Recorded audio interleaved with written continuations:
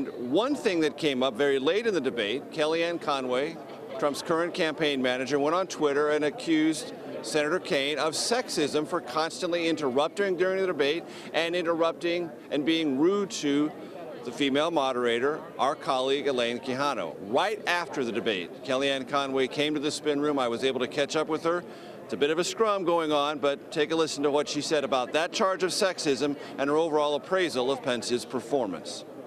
So, why did you think that Senator Kaine was sexist tonight? Oh, I love throwing the term back to the Democrats because I think they own terms like sexism and unhinged. Oh, they're going to rue the day that they came up with those terms after tonight. I mean, Senator Kaine could not stop interrupting Governor Pence, but he couldn't stop interrupting the female moderator. It was really unhinged. It was very unfortunate. I don't think that the audience at home benefited from it much. They're here to listen. They deserve and in fact expect to have a conversation on the issues. And Senator Kaine's constant interruptions of both Governor Pence and the female moderator, I thought were incredibly unfortunate and out of bounds. Sexist is a term you're using. How are you? Good to see you, Reverend. How are you? Tactically or seriously? You have a hard job tonight. No, I got a great job tonight. You think getting Governor Pence was amazing. Kellyanne, is that charge of sexism to a see tactical thing or a serious thing? I mean, do you really mean it, or you think Well, it was it's a meant to be tactical way of tongue-in-cheek, but sure, I'll take it because, you know, anybody who doesn't support Hillary Clinton is a sexist. Anybody who doesn't support. So, you know, why was her running mate? Why was the first exercise in judgment and leadership by Hillary Clinton to put Tim Kaine on her ticket, and then all he did was interrupt both Governor Pence and the female moderator?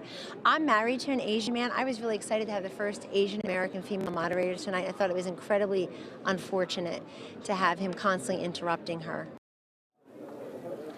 So the other point that Kellyanne made just near the end, and of course that was one of those things that happened in the spin room. Here's Reverend Jesse Jackson, there's Kellyanne Conway, there's a meeting. I can tell you Jesse Jackson just walked behind me like 5 seconds ago, said, Major, how you doing? So lots of things happen in the spin room. But the other thing that Kellyanne Conway said that you're going to hear, I guarantee, tomorrow morning and in the days ahead, the first decision that Donald Trump made as the nominee of the Republican Party was to pick Mike Pence. And that was a calm, measured decision that proves, from Kellyanne Conway's perspective and those in the Trump inner circle, that when Trump has to make a personnel decision that really matters, both to him and possibly to the country, he gets it right. And some of what Frank Luntz's focus group said reflected that assumption, or at least that inference as well, that maybe Trump is really onto something by getting Pence so close to the ticket.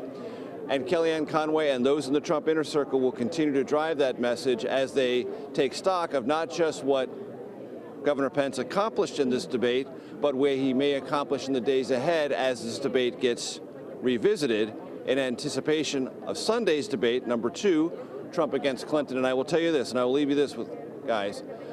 All the people I talked to in the Trump inner circle tonight hoped 2 things would impress themselves upon Trump afterward: Pence's calmness and Pence's willingness to prepare on policy and for questions likely to come up and how to respond to them in the moment.